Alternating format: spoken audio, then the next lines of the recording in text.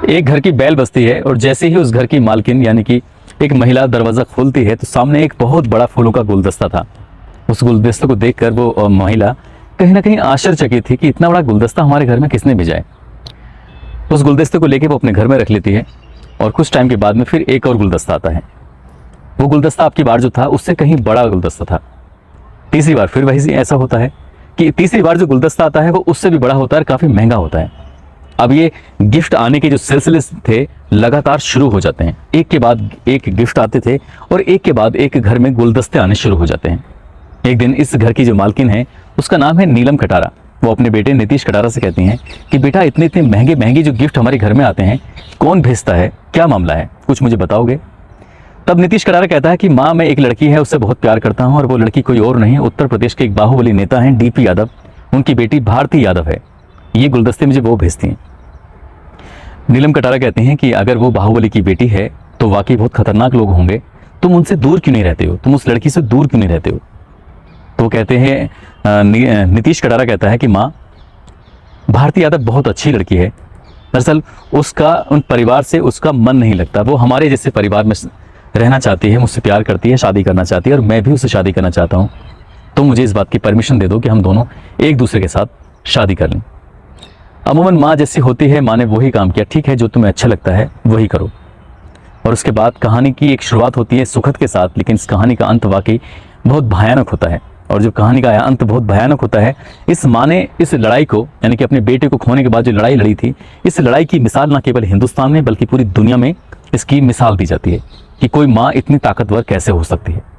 इस लड़ाई को न केवल उसने जीता है बल्कि हर उस गरीब आदमी को, हर उस कमजोर आदमी को एक संदेश दिया है, एक मैसेज दिया है कि अगर आप ईमानदारी से लड़ाई लड़ें तो दुनिया की कोई ताकत आपको हरा नहीं सकती। आदाब, नमस्कार, सत श्री अकाल। मैं उस्मान सैफी। आज की जो सच्ची घटना मैं आपको सुनाने जा रहा हूं, ये सच्ची घटना है उत्तर प्रदेश का एक जिला है गाजियाबाद। दरअसल 17 फरवरी 2002 का ये वाकया है। इसी घर की बैल एक बार फिर से बजती है। सुबह के 3 बज रहे थे, बैल बजती है। माँ नीलम कटारा ने दरवाजा खोला और जैसे ही दरवाजा खोला बाहर देखा तो आज नीतीश कटारा या कोई फूलों का गुलदस्ता नहीं था, बल्कि सामने था भरत दिवाकर। भरत दिवाकर कोई और नहीं, ये उनके बेटे का दोस्त है। माँ कहती है कि भरत मेरा बेटा नहीं आया, बेटा कहाँ है। तो कहता है कि आंटी जी वो आ जाएगा। फिर से पूछती है कि वो आ जाएगा। यही जवाब तीसरी चौथी बार भी मिलता है और जाकर अपने कमरे में वो लेट जाता है। जब कम से कम 1.5 या 2 घंटे बीत जाते हैं उसके बाद फिर उसको उठाया जाता है भरत को। और नीलम कहती है कि बेटा मेरा बेटा क्यों नहीं आया, क्यों कुछ छुपाना चाह रहे हो, क्या बात है, कुछ तो बताओ। वो कहता है कि मैंने उसको शादी में काफ़ी तलाश किया लेकिन वो नहीं मिला। जब नहीं मिला तो फिर मैं वापस घर आ गया, वो आ जाएगा, परेशान ना हो। माँ थोड़ी सी परेशान थी और फिर जैसे जैसे आगे वक्त बढ़ता चला गया उसकी परेशानी लगातार और बढ़ती चली जाती है। दिन निकलता है, माँ नीलम कटारा सीधे पहुंच जाती हैं गाजियाबाद के कविनगर थाने में और जाकर अपने बेटे की गुमशुदगी दर्ज कराती हैं। कहती हैं कि मेरा बेटा रात अपनी एक दोस्त की शादी में गया था, वापस लौट कर नहीं आया। उसके बारे में पता निकाला जाता है। पुलिस पूछती है कि तुम कौन हो, क्या करती हो। तो वो कहती हैं कि मैं शिक्षिका हूँ और मेरे पति IAS ऑफिसर रहे हैं, अब इस दुनिया में नहीं है, रेलवे विभाग में वो काम करते थे। मेरा बेटा मैनेजमेंट टेक्नोलॉजी गाजियाबाद से उसने कोर्स किया था और वहीं पर उसकी एक लड़की से दोस्ती भी हो गई थी। साथ ही उसी कॉलेज में पढ़ने वाली एक लड़की की आज शादी थी। रात वो शादी में गया था और अभी तक लौट कर नहीं आया। माँ को घर भेज दिया जाता है, कहा जाता है कि तुम घर जाओ, परेशान होने की बिल्कुल ज़रूरत नहीं है और जल्द से जल्द उस आपके बेटे को तलाश कर लिया जाएगा। जब 2-3 दिन बीत जाते हैं, यानी कि 20 फरवरी का ये वाक़या है। 20 फरवरी को बुलंदशहर का एक शहर है खुर्जा, यानी खुर्जा तहसील से एक खबर पहुँचती है कि एक लाश मिलती है। उस लाश को किसकी है ये जानने की कोशिश की जाती है। उसके पहनावे से, उसके देखने से लग रहा था किसी बड़े घर का बेटा है और वो बड़े घर का बेटा कोई और नहीं था, वही उस नीलम कटारा का बेटा, उसका नाम नीतीश कटारा, जो कि अभी 17 या 16 फरवरी की रात को अचानक से जो गायब हो गया था। पुलिस इन्हें अपने साथ लेके खुर्जा पहुंचती है और उस लाश की शिनाख्त करने की कोशिश करती है। जहां लाश मिलती है जंगल में, वो लाश औंधे मुंह पड़ी हुई थी और हत्या करने वालों ने उसके ऊपर पेट्रोल छिड़क के आग लगा दी थी। मगर जिस जगह वो लाश पड़ी हुई थी औंधे मुंह, वो हिस्सा गीला था, इसलिए आगे का हिस्सा जल नहीं पाया, बाकी पीछे का हिस्सा जल जाता है। साथ ही हाथ भी उसका ठीक था और हाथ में एक सोने की अंगूठी थी। उस अंगूठी को देखकर माँ ने एकदम से पहचान लिया कि ये तो मेरा बेटा है और माँ फूट फूट कर रोने लगती है। बुलंदशहर में उसका पोस्टमार्टम कराया जाता है। पोस्टमार्टम की रिपोर्ट जब कुछ टाइम के बाद आती है तो उससे पता चलता है कि किसी धारदार हथियार से इसको मारा गया है, बाद में इसको जला दिया गया था। इसके बाद ये मामला कबीरनगर थाने में दर्ज था ही, कुछ धाराएं और बढ़ा दी जाती हैं और इस घटना की अब जांच पड़ताल शुरू हो जाती है। पुलिस जब पता करती है तो ये मालूम होता है कि मैनेजमेंट टेक्नोलॉजी कॉलेज के अंदर एक लड़की पढ़ती थी, बाहुबली नेता डीपी यादव की बेटी, जिसका नाम भारती यादव। भारती यादव के बारे में पता निकाला जाता है तो पता चलता है कि वो 20 फरवरी 2002 को यहाँ से लंदन जा चुकी है पढ़ने के लिए। रातों रात वो कैसे लंदन चली गई, ये भी एक सवाल बना हुआ था। लेकिन डीपी यादव अपने आप में बड़े रसूखदार व्यक्ति, बहुत ताकतवर इंसान, किसी छोटे मोटे आदमी की तो बात छोड़ी, किसी बड़े से बड़े व्यक्ति में भी उनसे टकराव करने की, टक्कर लेने की हिम्मत भी नहीं थी। अब सीधे सीधे कहीं ना कहीं उनका नाम आता है। पुलिस अब और मामले की पड़ताल करने की कोशिश करती है और देखने की कोशिश करती है तो पता चलता है कि कुछ लोगों ने यहाँ डीपी यादव के बेटे यानी कि विकास यादव और उनके भतीजे विशाल यादव को, और साथ में एक व्यक्ति और होता है, इन लोगों को आखिरी बार नीतीश कटारा से बातचीत करते हुए देखा था। और किसी और ने भी नहीं बल्कि उसके खास दोस्त भरत दिवाकर ने भी इन तीनों को बात करते हुए देखा था। वो जब बातचीत करती है नीलम कटारा तो वो कहता है कि आंटी जी, जब आखिरी बार हम लोग खाना खा रहे थे, थाली में खाना था, इसी बीच में एक शराब के नशे में एक लड़का विशाल यादव, विकास यादव, ये दो आते हैं। दोनों जने आकर उससे बहस करने लगते हैं। तब नीतीश कटारा कहता है कि तुम यहाँ से चले जाओ, मैं इनसे बातचीत करके आता हूँ।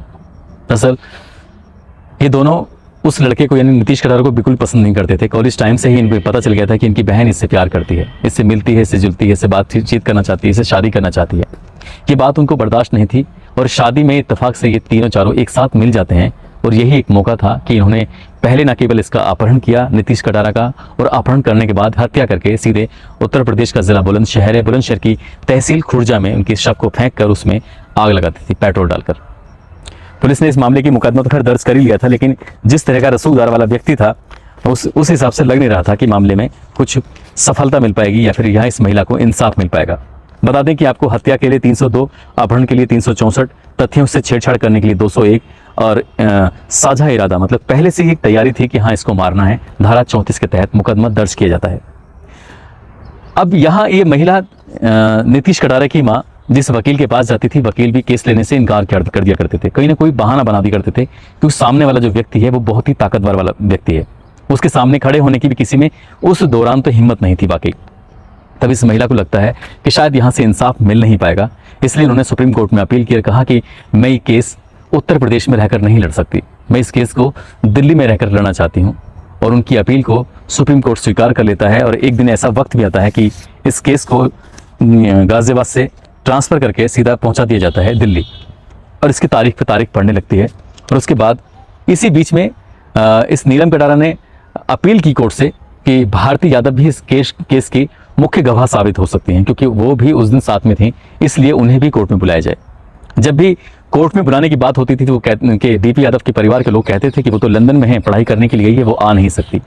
इस बात पर कोर्ट वाकई बहुत गुस्सा जाहिर करता है। कोर्ट कहता है कि ये लड़की अगर वापस नहीं आती है, कोर्ट में हाजिर नहीं होती है, तो इस लड़की को हमेशा हमेशा के लिए भगोड़ा घोषित कर दिया जाएगा और वो हिंदुस्तान में फिर कभी जिंदगी भर कदम नहीं रख सकती।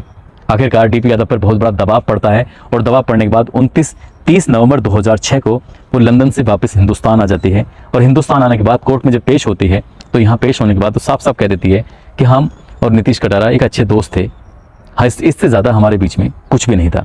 मगर नीतीश कटारा की माँ ने कुछ ऐसे सबूत कोर्ट में पेश किए थे, चाहे वो कुछ लेटर हों या कोई गिफ्ट हो, ऐसी महंगी महंगी चीज़ जो वहाँ से मिली थी, इस बात पर वो उसको डिनाई नहीं कर पाई, उसे वो इनकार नहीं कर पाई। इसलिए पुलिस कोर्ट में कहीं ना कहीं ये साबित हो गया था कि ये दोनों आपस में प्रेम प्रसंग था ही इनका।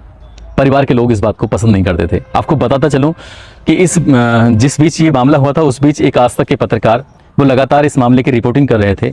तब उन्होंने डीपी यादव ने स्वयं फ़ोन करके उसको धमकी दी थी कि अगर तुमने ये खबर चलाने की कोशिश की तो तुम्हें मार दिया जाएगा। वो रिपोर्टर वाकई बहुत डर जाता है और पुलिस में जाकर ये रिपोर्ट लिखाने की कोशिश करते हैं कि मेरी जान को खतरा है, और उनको एक सुरक्षा भी मिल जाती है। साथ ही उस दौरान शम्स ताहिर खान किसी काम से असम की तरफ गए हुए थे किसी मामले की रिपोर्ट करने के लिए। जब असल में काठमांडू गए थे, नेपाल गए थे, जब वहाँ से वापस लौट के आते हैं तो उनसे डीपी यादव फ़ोन करके कहते हैं कि किसी कोई आपका कोई साथी है रिपोर्टर, वो अनाप शनाप खबर लिख रहा है, उससे कहो कि खबर ना लिखे और अच्छी बात नहीं, इस तरह की खबर लिखेंगे तो अंजाम अच्छा नहीं होगा। वो कहते हैं कोई बात नहीं, मैं समझा दूंगा उसको। ये बात जानने के लिए, क्योंकि अखबारों में लगातार ये बात आ ही नहीं रही थी कि दोनों का आपस में प्रेम था। कोर्ट में ये बात साबित करने के लिए कोशिश की जाती है, जो भी गवाह होते हैं वो मुकर जाते हैं, चाहे वो शादी वाले गवाह थे या वैसे गवाह थे, हर कोई मुकर जाता है। तब शम्स ताहिर खान इस बात की रिपोर्टिंग करने के लिए उसी मैनेजमेंट कॉलेज में जाते हैं, टेक्नोलॉजी कॉलेज में जाते हैं और जाकर वहाँ पता करने की कोशिश करते हैं कि क्या ये सच था। तो वहाँ लोग ऑफ द रिकॉर्ड तो कैमरे मतलब आ जाते हैं, लेकिन कैमरे के सामने किसी के आने की हिम्मत नहीं थी। अगले ही दिन शम्स ताहिर खान ने इस रिपोर्ट को अपने टीवी पे चला दिया और टीवी चलाने के बाद असाइनमेंट डेस्क पे एक फ़ोन आता है। वो फ़ोन किसी और का नहीं था, खुद डीपी यादव का फ़ोन था। और डीपी यादव शम्स ताहिर खान से कहते हैं कि आपको अपनी जान प्यारी नहीं है, यदि आप ऐसे ही रिपोर्टिंग करते रहे तो आप सड़क पर चलते हुए पता नहीं कौन सा ट्रक आपको कब मार जाए, इस बात का अंदाज़ा भी नहीं होगा आपको। शुरुआत में वो समझे नहीं थे, लेकिन जब इस बात पर उन्होंने अपने दोस्तों से जिक्र किया तो पता चला कि ये सीधे सीधे आपको धमकी है। हालांकि उसमें शम्स ताहिर खान आज भी ठीक हैं, सब कुछ बढ़िया है, लेकिन उन्होंने यानी कि डीपी यादव ने इस केस से जुड़े कोई भी, चाहे गवाह हो, चाहे कोई रिपोर्टिंग करने वाला हो, चाहे कोई भी हो, सबको डायरेक्ट इनडायरेक्ट तौर से धमकियां ही दी थी। इसलिए इस मामले की कोई पूरी तरह से रिपोर्टिंग भी नहीं हुई थी। वक्त आगे बढ़ने लगता है और वक्त आगे बढ़ते बढ़ते इस महिला ने यानी कि नीतीश कटारे की मां ने हिम्मत नहीं हारी और वो अपनी लड़ाई को पूरी ईमानदारी के साथ लड़ती चली जाती हैं। और फिर इसका एक परिणाम आता है, यानी कि दिल्ली की निचली अदालत से 30 मई 2008 को अदालत अपनी फैसला सुनाती है और कहती है कि विकास और विशाल और साथ में उनका जो एक सुखदेव पहलवान था उनको उम्र कैद की सजा सुनाई जाती है। मगर नीतीश कटारे की मां यानी कि नीलम कटारा को ये जो फैसला था कोर्ट का, उससे संतुष्टि नहीं मिलती है और वो कहती हैं कि मुझे ये लड़ाई और भी आगे लड़नी है। और वो दिल्ली उच्च न्यायालय में इस अदालत के फैसले को चैलेंज करती हैं, कहती हैं कि बड़ी से बड़ी सजा मिलनी चाहिए। मगर दिल्ली उच्च न्यायालय 2 अप्रैल 2014 को इसी मामले में वो कहते हैं कि ये फैसला जो दिया है निचली अदालत ने बिल्कुल सही फैसला दिया है, इसी पर ही काम होना चाहिए। मगर माँ का दिल अभी भरा नहीं था, क्योंकि माँ ने जो लड़ाई लड़ी थी लंबे समय से, अगर ये केस उत्तर प्रदेश में ही चलता रहता तो शायद डीपी यादव जीत जाते और माँ हार जाती और उस नीतीश कटारा को कभी भी इंसाफ नहीं मिलता, क्योंकि दिल्ली आज भी वाकई बहुत सुरक्षित है, बहुत सेफ है। इसके बाद उन्होंने फिर से एक बार अपील की और अपील करते हुए ये कहती हैं कि इस मामले को में बड़ी से बड़ी सज़ा मिलनी चाहिए।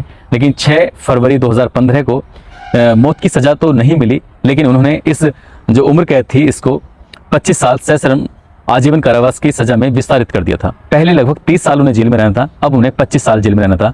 यानी कि विकास और विशाल दोनों को, साथ ही जो इनका एक साथी है सुखदेव पहलवान, उसकी सज़ा 20 साल कर दी गई थी। अब इसके बाद माँ ने फिर इस लड़ाई को लड़ते लड़ते आगे सुप्रीम कोर्ट में एक बार फिर से चैलेंज किया, कहा कि इन दोनों को फांसी दी जाए और ये rare of the rare case है।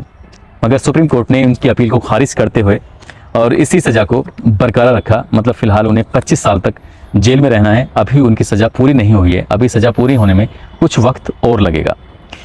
इस लड़ाई को लड़ते लड़ते वाकई एक लंबा समय बीत जाता है, लेकिन माँ अपनी हिम्मत नहीं हारती है। कई इंटरव्यू जो माँ दे रही होती है तो इंटरव्यू में वो खुद कहती हैं कि पता नहीं कहाँ से ताकत आई और कितने ही लोग ऐसे मिलते हैं जिनके बच्चों को मार दिया गया, कितने ही लोग ऐसे मिलते हैं उनके पिता को मार दिया गया। जब बात कोर्ट में गवाही की होती थी तो लोग कोर्ट में गवाही नहीं दे पाते थे, डर की वजह से, ऐसे बाहुबली नेताओं की वजह से। ऐसे न जाने कितने किस्से हैं, ऐसे जाने कितनी कहानियां हैं कि सचमुच सबूत भी होता है, सब कुछ होता है, मगर पुलिस मदद नहीं कर पाती है। इस केस में भी ऐसे हो रहा था कि जो गवाह था, मुख्य गवाह अजय कटारा, उसको लगातार धमकियां दी जा रही थी। अगर वो दिल्ली में ना होता तो शायद उसको मार दिया गया होता।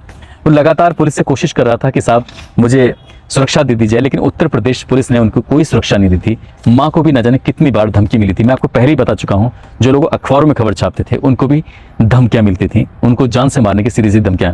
कि वाकई डीपी यादव का अपने आप में बहुत बड़ा नाम रहा है।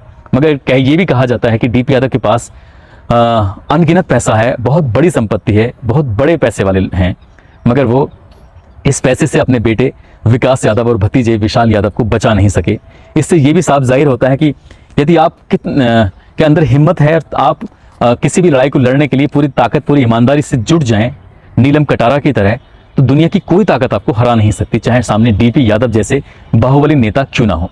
और उन्होंने लगभग 14 साल तक इस लड़ाई को लड़ा और लड़ाई लड़ने के बाद अब कहीं ना कहीं वो भी संतुष्ट हैं। उन्हें भी वो कहती हैं कि जो उनका जिंदगी का बहुत खास लम्हे हैं विशाल और विकास यादव के, वो जिंदगी के खास वक्त उनका जेल में इनकी सलाखों के पीछे कट जाएगा।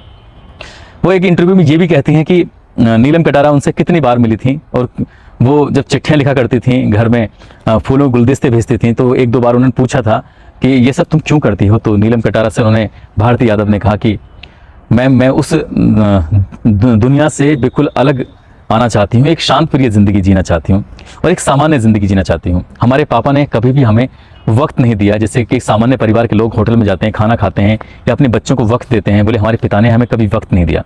ठीक वैसे ही जब मध्य प्रदेश के डाबरा से विकास और विशाल को गिरफ्तार करके लाया जा रहा था, तो उस दौरान जो इंस्पेक्टर थे, उस इंस्पेक्टर ने जब बातचीत करने की कोशिश की तो पता चलता है कि विशाल विकास यादव फर्राटेदार अंग्रेजी में बात कर रहे थे, बड़े वेल मेंटेन, बहुत ही सभ्य जैसे दिख रहे थे। उनसे पूछा गया कि तुमने ऐसा क्यों किया। उन्होंने कहा कि हमारी परवरिश एक ऐसे माहौल में हुई है, अगर अच्छे माहौल में हुई होती तो शायद मैं आज ये कदम ना उठाया होता।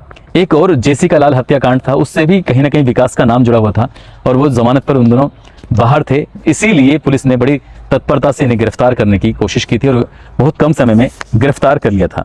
यानी कि अगर मैं उस डेट की बात करूं तो डेट ये 23 फरवरी को इन्हें एमपी के डाबरा से गिरफ्तार किया था। खैर फिलहाल वो दोनों जेल में हैं और उनकी सजा पूरी होने का इंतजार किया जा रहा है। पिता ने बच्चों के लिए बहुत बड़ी संपत्ति इकट्ठी की थी, आज वो संपत्ति कहीं ना कहीं बेकारी साबित हो रही है।